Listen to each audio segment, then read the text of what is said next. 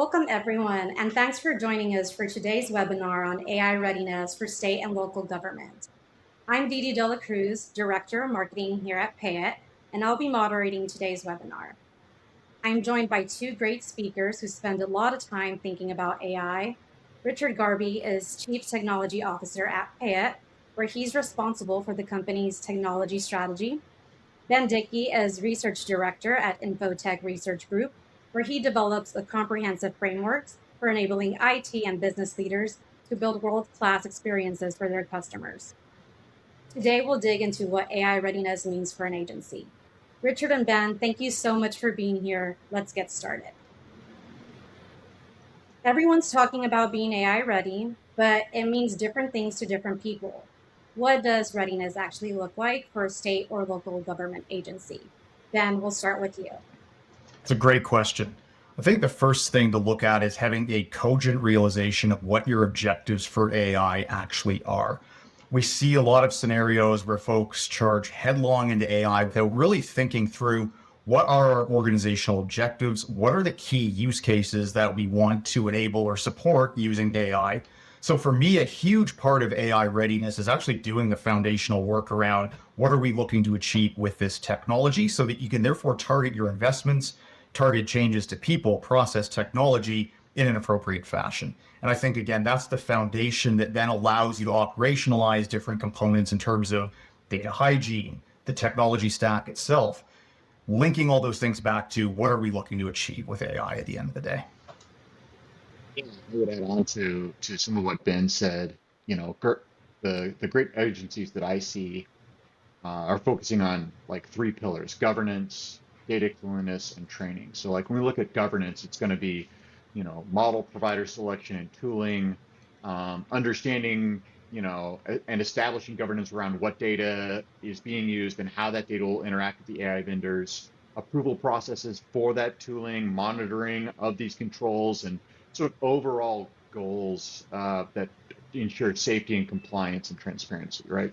When we talk about data cleanliness, it's, do I have accurate data? Is that data fresh and complete, right? And if not, how am I filling those gaps in those various areas? And then finally, training, both hands-on, right? And then having a basic theoretical understanding of how the models work for the workforce. And those things pay huge dividends in long-term efficiency. What's the most common misconception leaders have about getting ready for AI? Ben, we'll start with you. Yeah, so I think the biggest misconception that I see is that it's all about the technology without paying full attention to parallel processes around how you're implementing it, how you're doing the change management. Exactly as Richard said, the data hygiene piece, the data quality piece, how you curate knowledge, that's all critically important. Obviously, the technology, I mean, that's the vehicle that drives forward your AI strategy. But there's all of these adjacencies that have to take place from a governance and data hygiene and change management and knowledge curation perspective that if you don't adequately address those, you're not going to be able to fully realize your strategy. So I think there's this misconception where it's like, I'm going to go out, I'm going to buy a chatbot, and that's my AI strategy. It's like, okay, well, what's the actual use cases you're targeting with that chatbot? How are you looking to drive forward outcomes for your constituents, for your citizens, right? That needs to be taken stock of alongside the base investments in the technology itself. Richard, what would you add on there? And I'm also curious in terms of if there's anything associated with costs that would cause any type of, or any type of cost that would, be a misconception or sticker shock or anything like that. Yeah, absolutely. I would double down on what Ben said about, ROI. Some leaders mistakenly treat AI as this hammer, right? And that everything is a nail. And so we can just peanut butter spread AI across all of our problems and the world would be great. And maybe someday that will be true, but that day is not today, right? So there's, very important being objective about what are we trying to do and being realistic that AI might not always be the cost-effective solution for every scenario. And that kind of gets back into a little bit of like the necessity of training staff to understand token usage and context management to prevent wasteful spending when they could probably use the tool in a more cost-effective manner. Richard, I just want to dovetail off that. I couldn't agree more. You see a lot in the technology press these days about that sticker shock that organizations are starting to run into. It's funny to me in a way. It's almost as though organizations are realizing AI actually can cost a lot of money potentially, right? So being targeted with those use cases, again, going back to what I mentioned right at the start of our discussion, identify the top priority outcomes you want to deliver and target AI. That's critically important for avoiding some of that sticker shock that you're hearing more and more about these days. So I think that's a fantastic point. That's great. Let's talk a little bit more about use cases. So first deployment that struggles can create some skepticism that's pretty hard to undo. So how should a leader who isn't technical think about choosing a first use case that's likely to succeed? Richard, we'll start with you this time. Yeah, I mean, I think an incremental rollout is always going to be your best strategy, right? So, for example, if we're thinking about a use case of, we'll say, an AI chatbot to answer questions for residents, right? Maybe it replaces an FAQ page, right? It's a perfect use case. You could see great success, but like gets back to maybe something that both Ben and I talked about earlier, data quality, right? So, you could spend a long time trying to make sure that your data is perfect, right? But if you maybe start by saying, okay, we're going to point an LLM at our existing knowledge base, and then as our existing staff is answering questions, they're taking their question and putting it into the chatbot and seeing what it comes back with, right? And so you can then get some sort of incremental feedback, and it also limits the sort of initial use cases and scope, and so you can get real quick feedback without huge investment. Well, that's more of a crawl, walk, run approach there. Yeah, absolutely.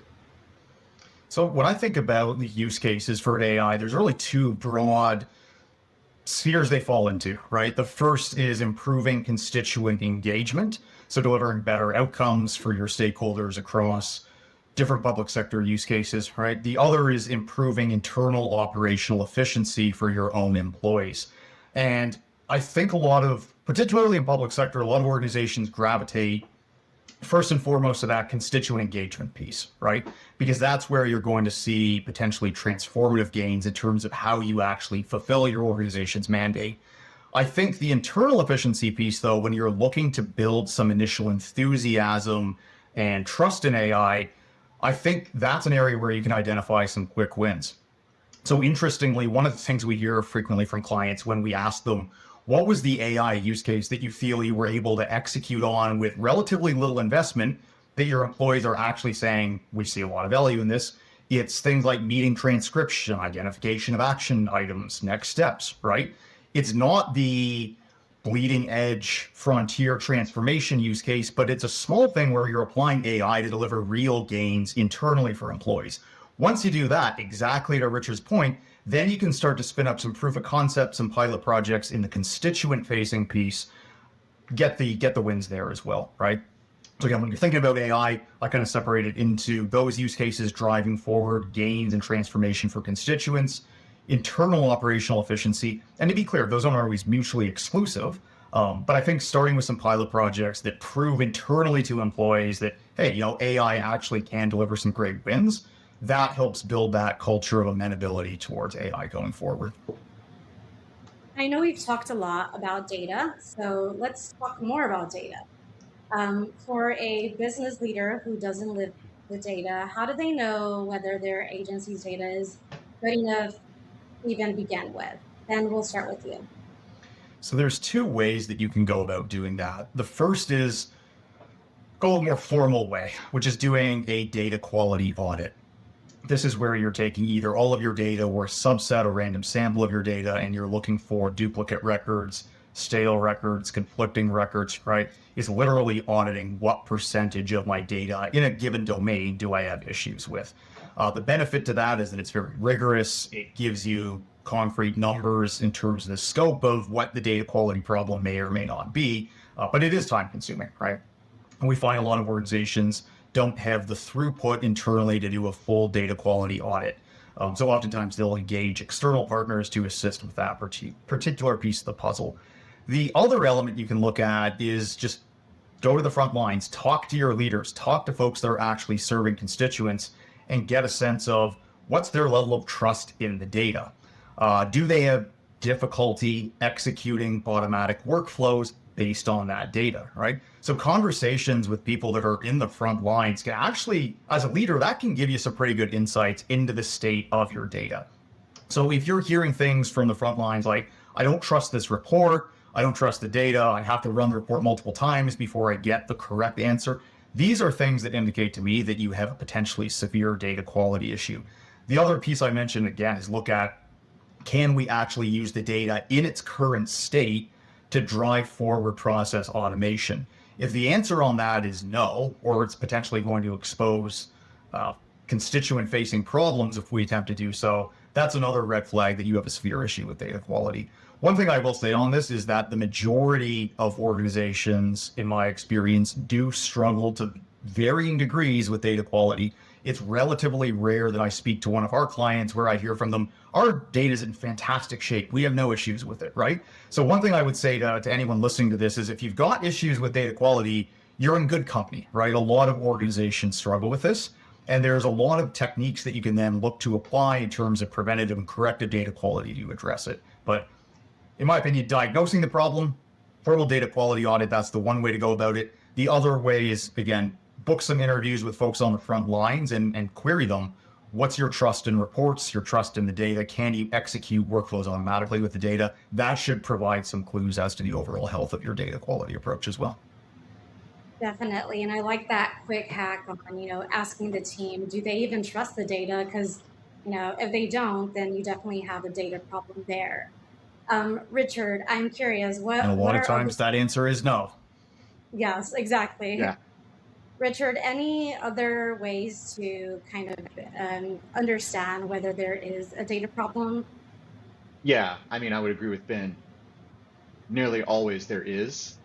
The extent of that data problem will vary. I would suggest maybe a couple of quick and dirty approaches. So, what you could do, in our hypothetical, you know, AI assistant, right, that's answering questions, likely in a 311 or some other scenario, you're going to have your top 10, top 50 questions and what those answers are. Point an LLM at your language or at your knowledge base and ask it those questions. See what it comes back with. You'll get a really good sense pretty quickly what kind of data quality issues you have. Another thing that you could do is just point the LLM at your knowledge base and ask it, how many duplicates do I have? How many conflicting answers do I have? And you'll likely be surprised at what you find. Yeah, those are definitely great tips there. Let's move along to getting the team ready. And this is a question that we hear a lot, right? Just in general and overall around AI. Job security is the number one concern that government staff raise about AI. How do you have that conversation honestly without either overpromising or scaring people? Richard, we'll start with you. Yeah, I think the best way I can answer this is maybe with my own journey. And I don't think my own journey with AI is unique to me. I think everybody kind of goes this same journey. Back in 2022, I tried out using OpenAI on, programming related problems and, my mileage varied significantly, right? So much so that I basically set it aside for we'll call it core job related tasks and used it for other things. But then like checking in periodically, it got better and better and better and better. And I got more comfortable with using it in different ways and finding different ways to use it. And so to exposure maybe is the simple like summary of that, like exposing people to the technology. And that goes back to something Ben said earlier, right? Like meeting transcription is a like perfect use case. Where I would have to take copious notes in the past, now I can get an emailed transcription and summary of those notes. Like that's like great. So the more exposure that you can get, the more I think people realize that their jobs change as opposed to, eliminate.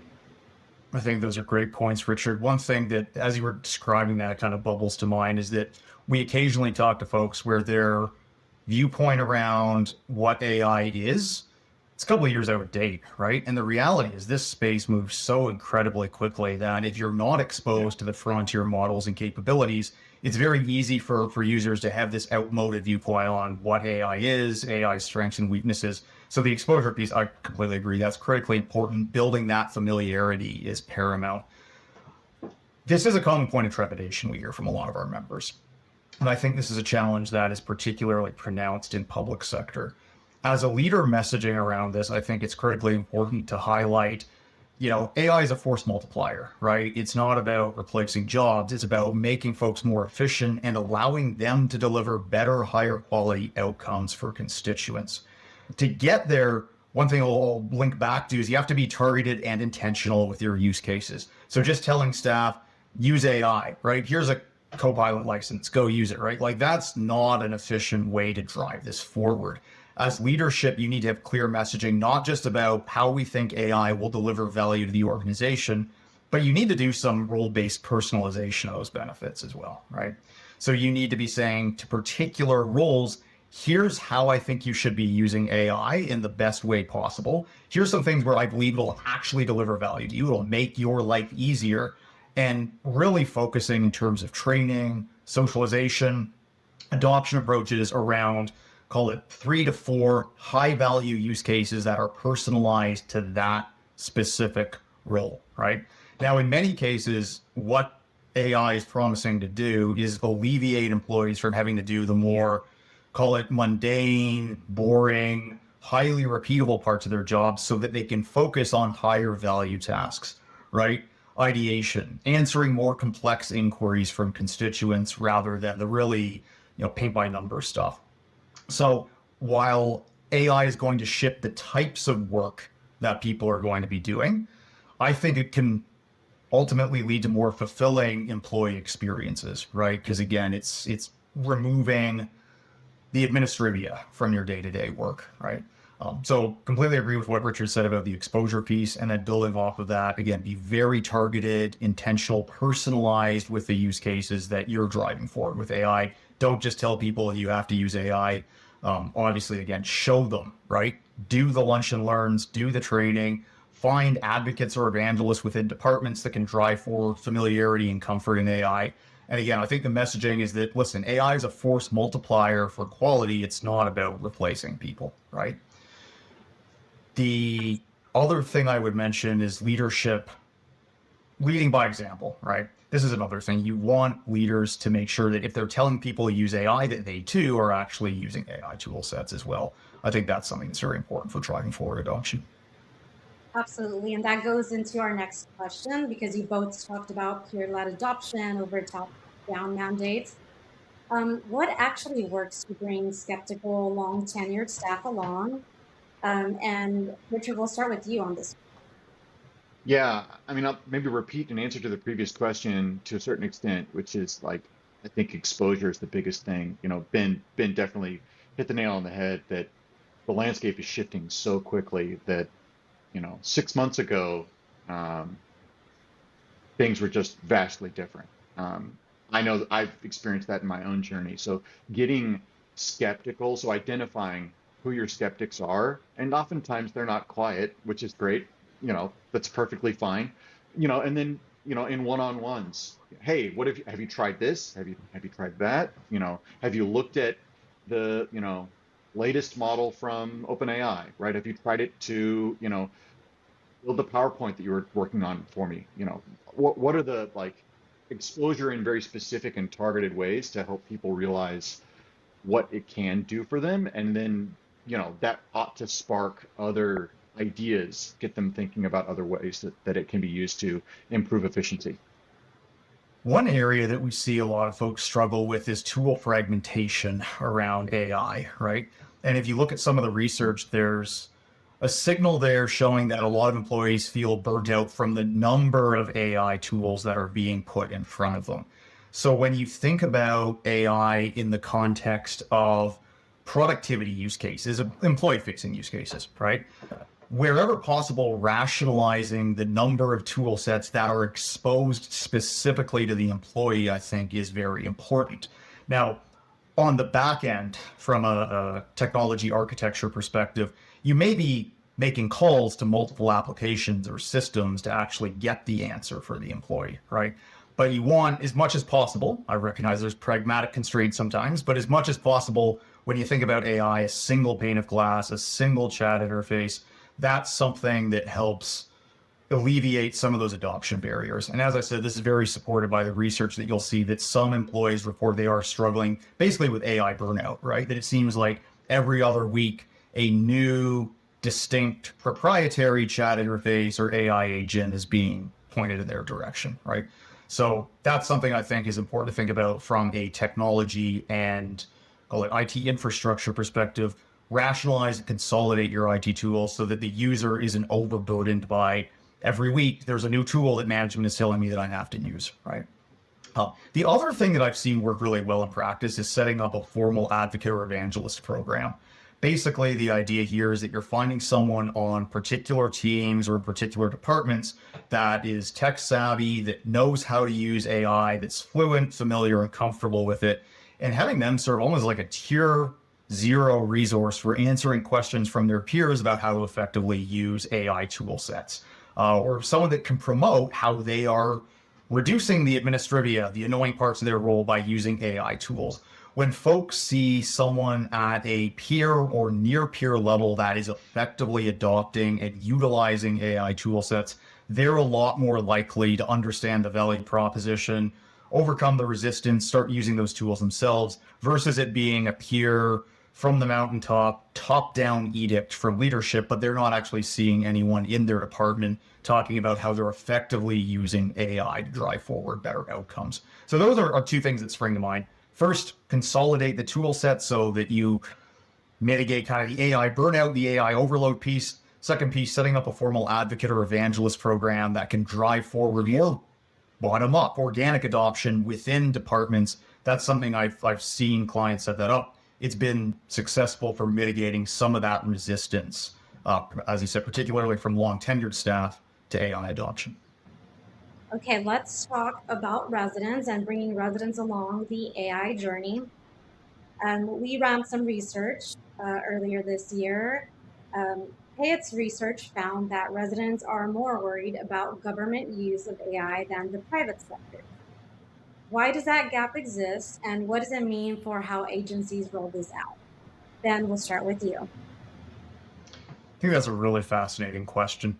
So for me, it boils down first and foremost to the optionality of engagement with the organization, right?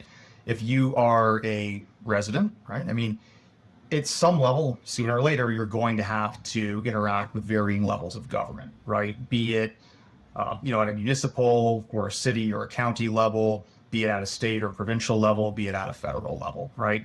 Engagement with government is very difficult. Unless you're living completely out in the woods somewhere, totally off grid, it's very difficult to avoid engagement with the government at some level.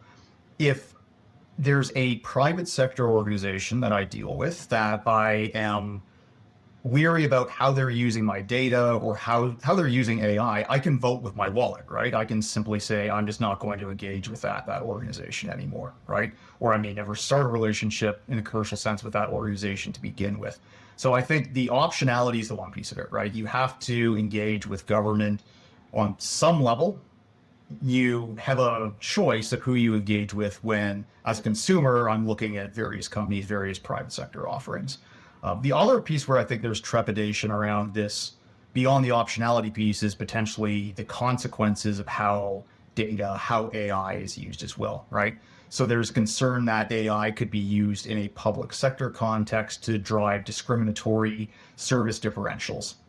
Now, interestingly enough, in private sector, that's done all the time based on, for example, account spend. But obviously, when we talk about a private sector environment, that whole paradigm disappears. So I think there are concerns about AI being used to drive differential, potentially discriminatory outcomes in terms of how government organizations and agencies engage with their residents. And again, if you extrapolate this to the far end of the spectrum, misuse of AI, misuse of data, again, government carries the force of law with it, right? So in an absolute worst case scenario, there's potential issues where could there be legal consequences for me as an individual in terms of how a government entity is using AI, using my data? So my viewpoint is that optionality piece, the consequences piece, the force of law piece, those are why residents tend to have more concerns about government use of data versus the private sector, where again, I can vote with my wallet. If there's an organization I don't like how they're using AI, I can just not become a customer, or I can churn as a customer. Sure. Richard, how should state and local governments approach this concern? What should they do about it? Yeah, I think there are two primary ways that it should be approached. The first is the non-technical answer, which is patience. So, we have to understand that just as our own internal folks are grappling with how do they use AI to do their jobs, how do we incorporate it into the services that we deliver to residents. Everyone is grappling with this same, we'll call it upheaval, for lack of a better term, in the sort of total sphere of human existence, right? This is a big moment of change, and everybody is trying to grapple with it all at once. And so that has to factor into this. We talked about an ROI earlier. Like there are some, like ROI isn't just about dollars and cents. Like there's an aspect of, say, other vectors that have to be considered, right? An initiative may be successful from a investment perspective and fail because a lack of trust, or a lack of buy-in from residents. So that has to be accounted for here, to a certain extent. So patience is probably the first thing, and the second is, I think, things that government does pretty well, which is radical transparency. So governments are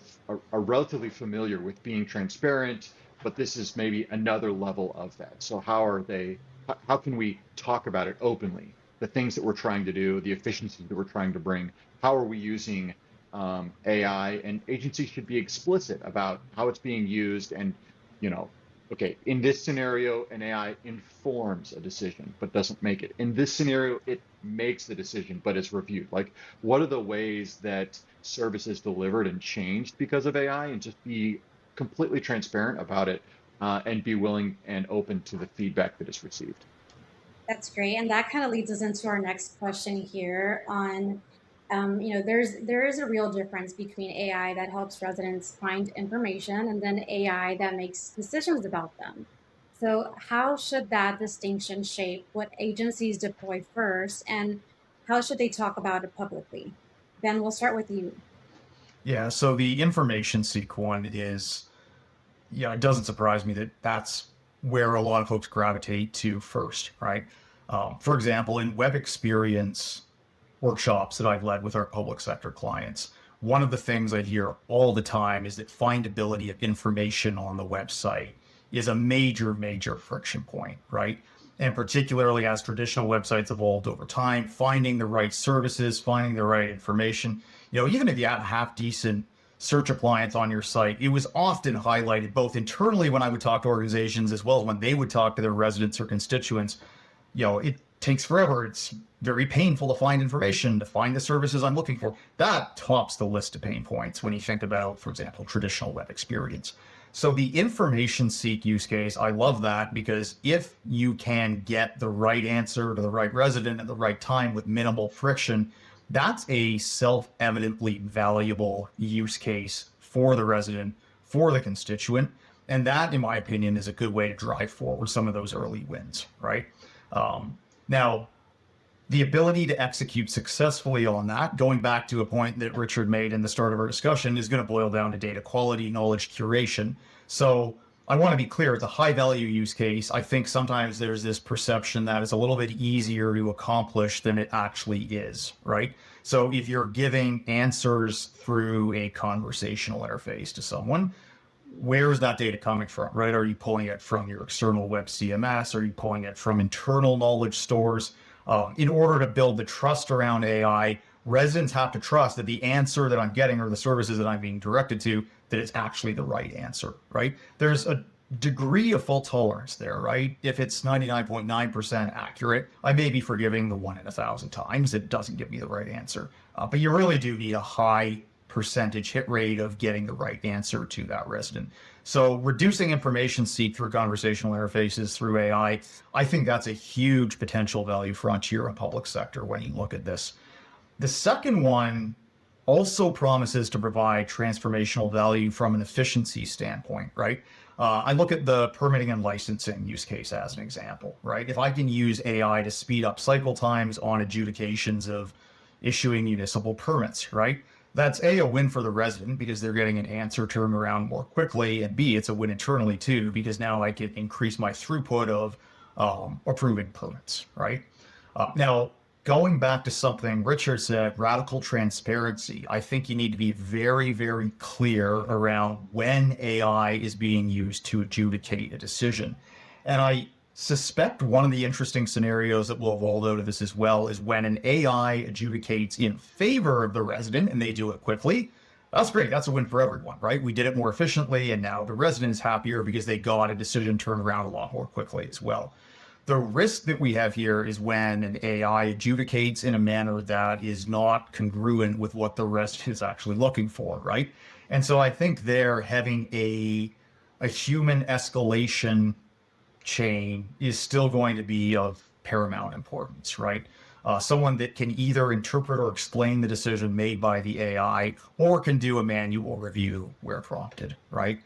So I think that decision-making piece with AI, again, there's a lot of value there from an internal efficiencies perspective. If we can turn around answers faster to the resident, that's awesome. But be prepared for the fact that when an AI adjudicates in a manner that the resident doesn't like, you're probably going to get a call or a chat or an angry email about that. And having the processes in place proactively to deal with that in terms of being able to explain the AI rationale or a human-based appeals process, I think that's going to be something organizations are going to have to think about. Yeah, I mean, I would add, you know, being explicit about the exception process, and then, when and how do we reverse the decision that is made, and what are the impacts of that, both in favor of the resident or constituent, or in favor of the agency, if there is such a value judgment to be made in any case, but being explicit about how that happens. And then I would add on, um, you know, you could think about AIs like large language models as kind of two vectors. The first one is model complexity or capability, and the second is context input. So what knowledge is available to it? What context is informing that decision? And so having both of those be assets that are kept alongside the decision, right? And that's really the only way that you can get better and better and better performance out of an AI system, is being able to, let's say, interrogate where a decision went wrong and alter the inputs to get better answers the next time. Absolutely. Let's move on to a new topic, and let's start with governance here. Governance needs to happen before deployment. So for a leader staring at frameworks, where do they realistically start without it becoming a year-long policy project? And for this one, Richard, we'll start with you. Yeah, I mean, risk is the answer for me, right? Governance has to be governance has to be associated with some sort of risk assessment, right? So there are certain policy decisions or adjudications that will occur that just don't matter that much, right? Not to say that they don't matter, but they just don't matter in comparison to something else, right? I don't know that anyone would talk about, we'll say, on the extreme end, replacing an actual judge in a legal case with an LLM, right? So the risk is too high, right? And there's so much other factors that go into it. So, but does that mean that I need a significant governance process for internal use cases, right? Like question and answer for my staff, or even what's the risk side to, as Ben was talking about earlier, improving the ability for residents to find things on my website? What's the governance framework that should be used there, right? And I think like those are maybe some extreme examples, but kind of highlight that we don't need massive governance for some use cases, and in some use cases we absolutely need it. And the decision around that is risk, and that has to be something that you decide up front as your projects start to kick off. My answer is highly converged with yours, Richard, right? I see all the times where organizations overbuild governance for use cases where it's like, yeah, the risk profile just isn't there. So right sizing your governance to the, what's the risk to internal operations? What's the risk to the constituent or providing a bad constituent or resident experience? Absolutely, right? Like you have to right size this. And I see this in both directions, right? Where either folks overbuild the governance, or sometimes I've seen scenarios where they're looking to move so quickly in terms of transformation that the governance takes a back seat. Their risk profile is large, and as a result, they've unfortunately been burned in terms of poor outcomes for residents or internal operational issues, automations break down, and things of that nature. So totally agree. You've got to right size the governance. When I look at the approach to governance, I kind of look at it through a couple different lenses, right? You've got your centralized governance vehicle. Typically, this is a steering committee, this is an advisory board, but it's the top-down organizational institution that basically has purview or oversight in terms of what you're doing with AI for a particular process domain or initiative area.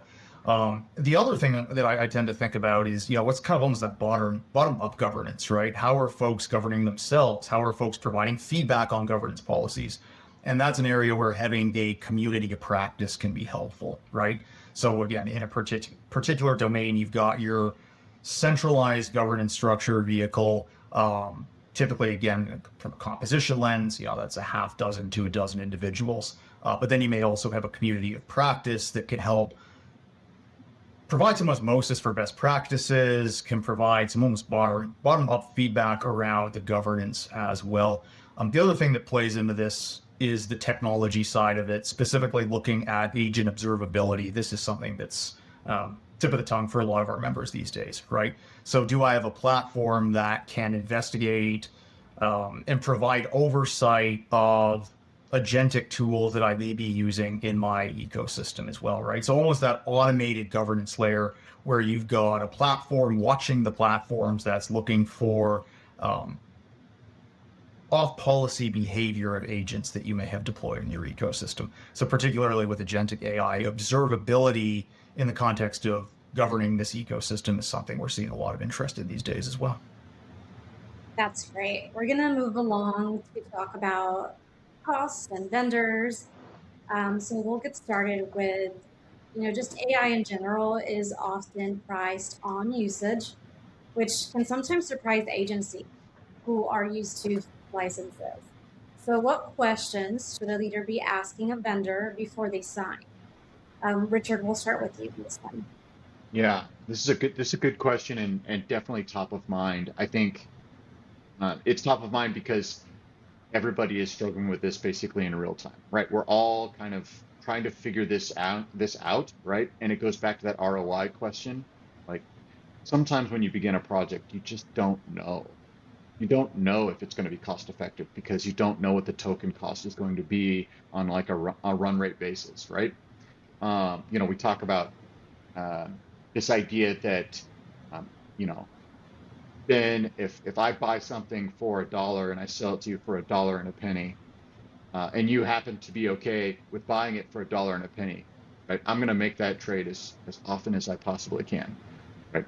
The question is, we just don't know whether or not we're making the right trade here, or if the payoff is worth it. So understanding, right, like what are the pricing tiers, what are the limits that I can set in my accounts, and where do I find all of those controls, and then also kind of understanding the ability to use different models. Like not every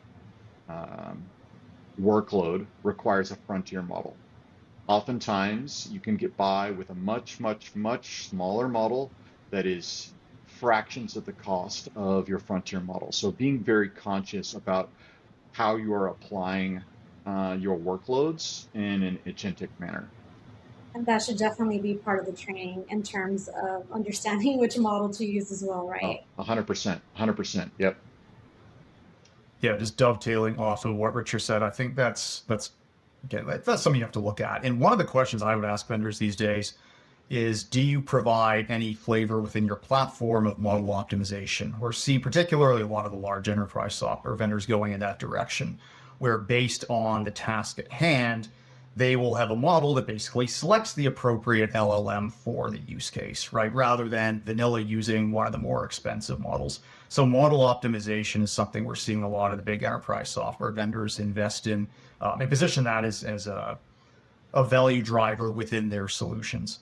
I think when you zoom out and kind of, more broadly look at what do I need to think about in terms of the cost piece, right? It's the fundamentals, right? Understand the vendor's licensing approach, understand how they do step cost, what do you get in each tier of the product that you're going with, how do they handle overages, right? Do I buy, a single bulk of credits, or again, is it a real-time overage approach that they take? That's the first piece of it.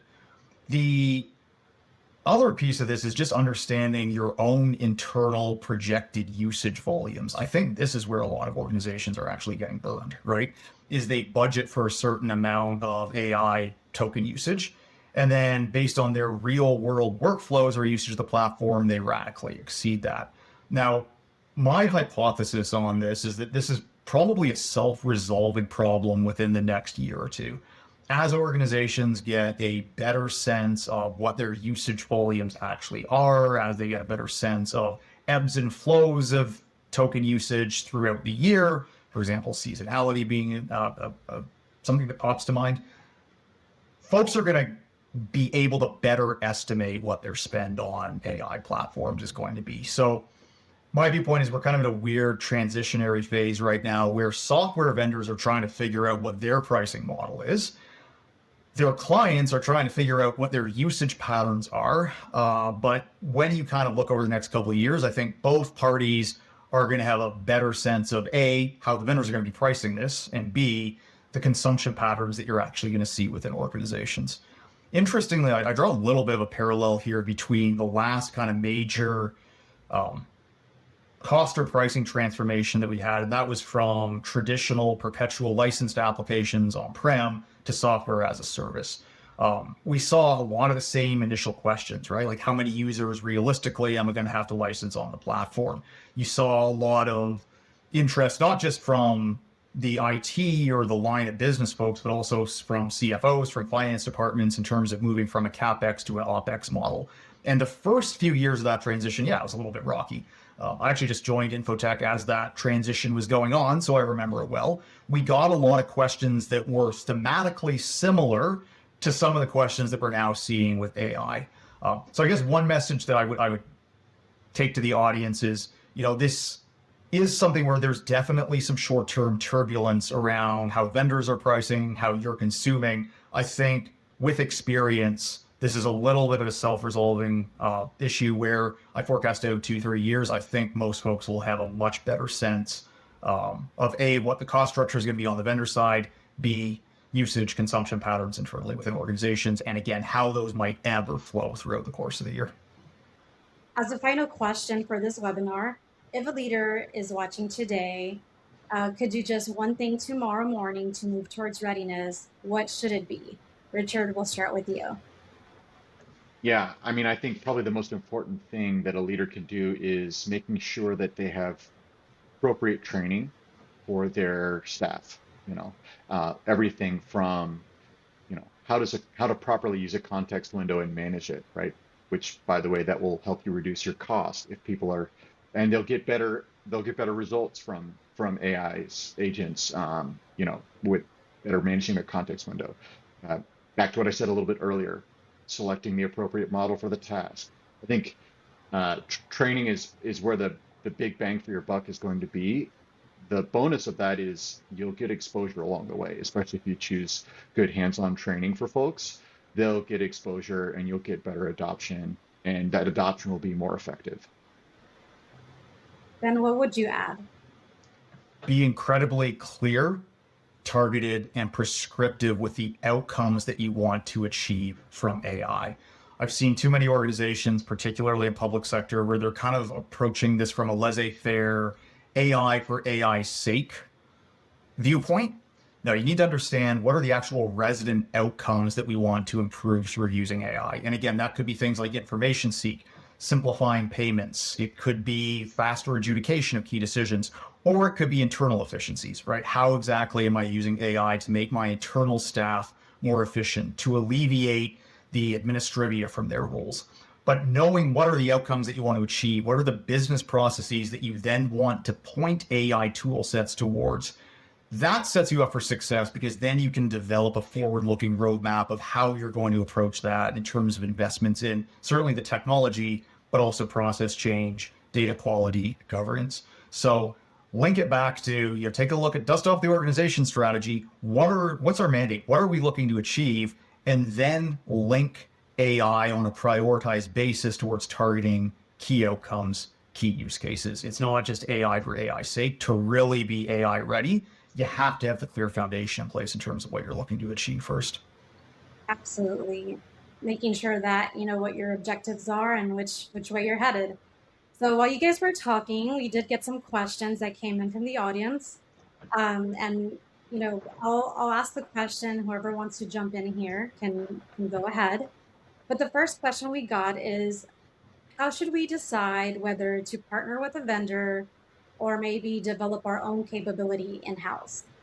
I think when you look at that question, it's really a recognition. What's your IT bench strength at the end of the day, right? So have you gone through similar transformations or stood up new technologies like AI, where you've got those lessons learned, where you've got the roadmap developed for what you want to do?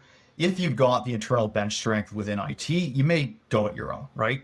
I'm seeing a lot of our clients, though, looking to external partners to assist them both with the strategy development and the implementation piece, right? Because I think there's a recognition, Richard, going back to what you said about the risk profile, right? It's material in many cases with AI. So being able to lean on an external partner to assist with that, both in terms of developing the approach and then executing on it, doing the implementation, that's something, again, where a lot of our clients are gravitating towards that approach. They just don't have the internal bench strength to execute fully on their AI roadmap internally. Vendors are also something I would mention there. Like, if you've got software vendors within your application portfolio that are at the forefront of AI, lean a bit on them too, right? It's not just professional services I'm talking about here. So ask your vendors, what are they seeing in terms of successful AI adoption? What are the use cases within their products that they've seen their clients really excel at? Vendors are also a fantastic wealth of information on advising around how to think about AI transformation, particularly in the areas of their application support. But maybe add on to what Ben said, or maybe a different way of thinking about his same answer. But this is not too dissimilar from build versus buy, right? That this traditional that we've talked about for a long time, right? And one of the things that I always think about is this a core competency of my organization, and that I want to be really in tune with the way that it is delivered? And if so, I should look in-house. Now, what if, to Ben's point, I don't have those competencies and I have some sort of time pressure that I'm feeling, right? So I don't have the opportunity to develop my folks to get these capabilities. Then yes, I'm going to look at maybe bringing in somebody to like jumpstart the competency learning process within my team. And that's kind of how I would think about this question. Great. Another one that just came through is, how does the pace of change alter readiness? Is it better to wait or start now? Because things are changing super quickly.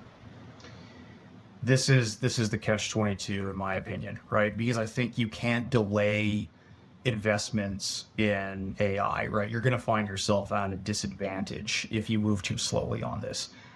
There is, particularly in public sector, though, there's also a material risk of moving too quickly. And the risk is basically what I mentioned around AI for AI's sake, right? Folks are charging headlong into, we're just going to buy a tool and we'll stand it up. They haven't really thought through the use cases, the business processes they want to support. They haven't thought through the readiness elements we've been talking about throughout this discussion in terms of governance, change management, data quality, knowledge curation, right? So I land a little bit, particularly for public sector, I move a little bit to the middle, right? You want to identify the easy win, high value use cases that you can target, call it in the next 3 to 4 months, and then start to identify what are some of the longer range, more transformative initiatives that we can tackle in the next, call it year and a half, right? The technology does move very quickly, right? So those use cases may evolve, they may change in terms of how vendors support them in a fairly short period of time. But I would start again with the high value, quick win stuff. As you build up the foundational competencies across the pieces that enable readiness, then I would tackle the bigger transformation initiatives.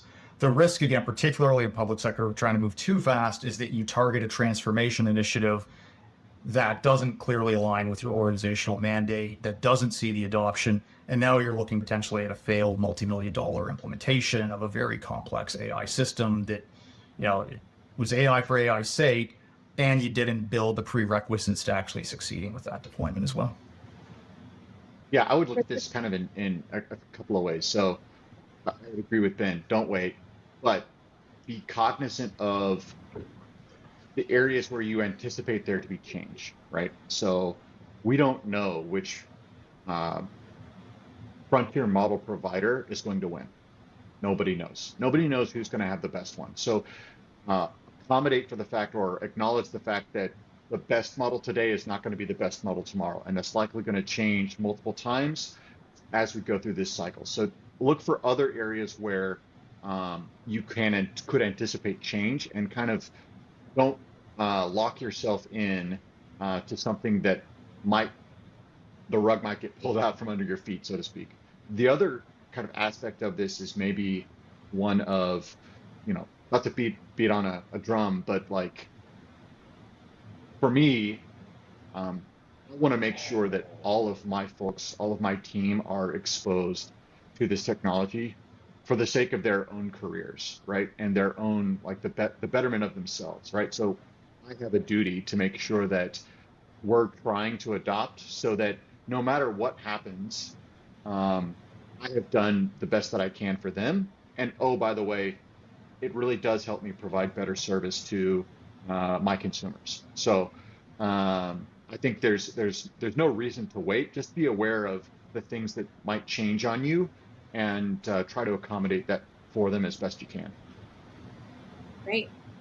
And that's all the time we have for today's questions. But if we didn't get to your question, we'll follow up with you via email. Richard and Ben, thank you so much for all of your insights today. I hope the audience took a lot from that. And if you did like this webinar, I recommend checking out PayIt GovLab, which is our virtual summit happening September 2nd. We'll send everyone the link after the webinar so you can register for that. It's completely free, and we have 6 sessions with AI being one of them as well. Thank you so much, everyone, for joining, and have a great day. Thanks, folks. Thank you.